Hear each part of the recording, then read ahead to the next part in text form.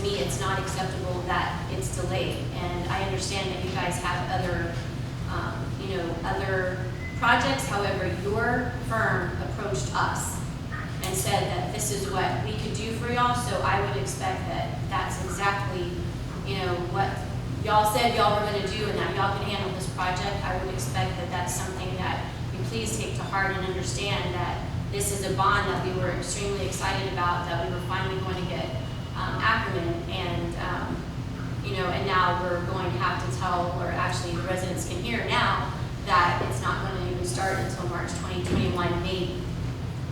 So that's a concern to me, especially because now not only is it not in our hands, it's now in two other providers' hands, AT&T and CPS. And so I just want to make sure that you're in constant contact with our city staff to let them know any pickup, even if you don't think it's a big deal. I want our city manager to know so that she can pass it on. I will do that. I've been talking to the guy in Clean Barfield once or twice a week about getting updates and trying to get them what they need if they need anything. If I need to make a phone call, if anyone on this council needs to make a phone call, if our citizens need to write letters to whoever, that's something that we're prepared to do, just to let them know exactly how crucial this is, that we get this job started sooner rather than later. Yes, I'm pressing on that time's of the essence. And, it's just a matter of how long the work takes, the construction work takes. They're working as hard as they can on the design plans and to get that in started so it can be constructed. Is this in the big boxes, the giant boxes that it runs into? The big boxes, is that what they're setting? Big boxes. The box that I watched them set before that it comes into, the cables and stuff? What they, if you notice as you're driving down the street, you'll see two different sets of manhole lids. Right. One's for the city sewer and the other is for AT&T. Correct. They're pretty distinct if you know what you're looking for. Right. Those AT&T valves are typically, he said they're 12 foot long, Right. 7 foot tall, and 6 foot wide. If it's just a single, and then all the duct conduits go into those boxes. Right. And inside each valve, they have different. I'm going to just kind of help. I got you. Yes, it's all kinds of connections Yep. and ties to get those phone lines and Can you communication. talk about relocation, or is that what their holdup is relocation of this? No, I've designed everything. Was that what designed everything but one location around where they didn't have to relocate.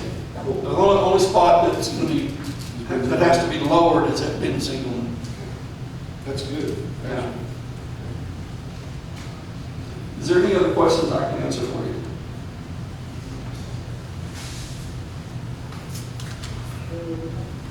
Jerry, do you have any questions? No, I don't. This is about. Yes. Yeah, no, I'm the same way. This thing was supposed to start early this year, and now it's here almost the end of this year, and now it's not going to go until next year. I'm getting disgusted with it too, because people keep asking me, hey, we voted for the same ones you're going to start. I can't give them an answer. All right. Well, it's not uncommon for bond projects to be delayed by a considerable amount. The counties are usually 8 to 10 years behind on their bond funding. So, We're not going to be 8 to 10. Yeah, no, I don't like to be where we're at. Just telling you right now, we will not be 8 to 10 years. No, we're not. So we can get construction started before AT&T is done. We can work around that. But what we do have to have CPS on board with us. And when we originally talked, they were talking about having design plans ready in mid-December. So if they stay on that track, we can get started in probably about February 1st, I guess. They're another group that I'm pushing as hard as I can. All right. Is there anything else on this item? All right. Don't No, I know. I'm not gonna make you wait, so please don't make us wait further. All right, so, we're gonna deviate to item 9Q, discussion and possible action on the 2020 street slurry seal maintenance program. And Craig will discuss this as well. Last Thursday, August the 20th, we received one bid after advertising the project for 2 weeks, and that bid came in at $96,360, I believe, from Viking Construction out of Georgetown. Like I said, that was the only bid received, and it exceeds the budget by about $31,000 if I had the numbers right. The biggest item on there that was a problem was their mobilization. They were in charge of $20,500, I believe, for mobilization.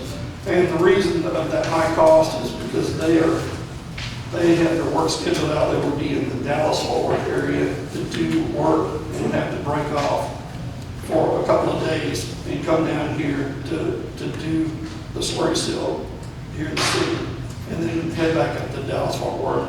So, in my recommendation, I said I don't recommend that the city award the project due to the cost. While the project was advertised, I had Viking and another contractor. I think the two biggest contractors that I know of that do this type of work across the state. They do it for many municipalities, and they also do the work for TxDOT.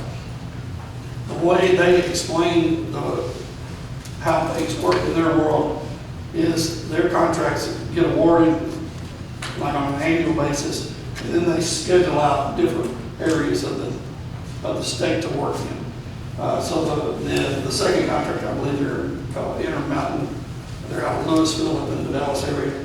They did all of their work in the San Antonio area in the middle of the summer, if I remember correctly. So what I would suggest is that we take this project again and maybe add some money. If you can roll the money, roll that $65,000 over into the 2021 budget, and add whatever money you were going to use for that year to it, and make it a little bit bigger project. Let's bid it out earlier in the year, and not put a specific time frame on when the construction can be done, and allow those contractors to schedule that work when they're in the area. That should work well. It should help the price go down. Mobilization for sure will be down. They probably can get a better price on materials because they're getting a whole bunch at one time. Those are my thoughts on it. So, if you have any questions, I'd be happy to answer. Go with that. I think, yeah, they roll it over and put it out again. Right, but to be clear on one thing he said, I mean, I do agree with the recommendation to reject the bids, and that we would remove, before this fiscal year concludes, we would remove that 70,000, and we would add it to the 71,200 that's being budgeted next year to that same line item. However, the project will still only have 70,000 to work with, because the other 71.2 is already being allocated for another project, right? Yeah. And that's because this is the monies that we collect from the street maintenance tax every year. So we want to make sure there is a project every year. Right. So next year there'll be 2.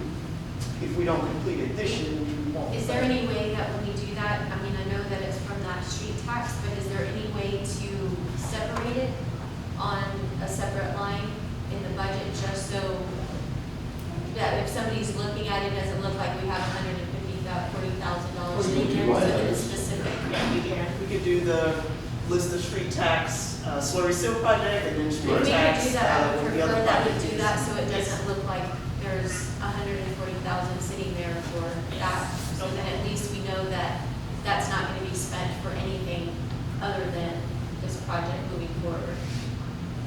Maybe 2 dedicated projects will be one, but 2 separate items on the line. That's the best. At least a little more weight for the, when you go after.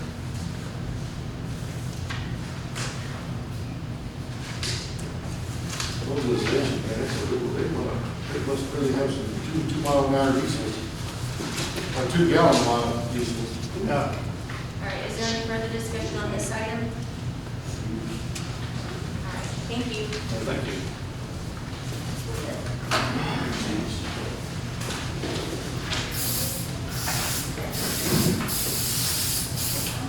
All right. I'm sorry, did you all make the motion to reject the bid? Oh, No, not yet. make a No. motion to reject the bid.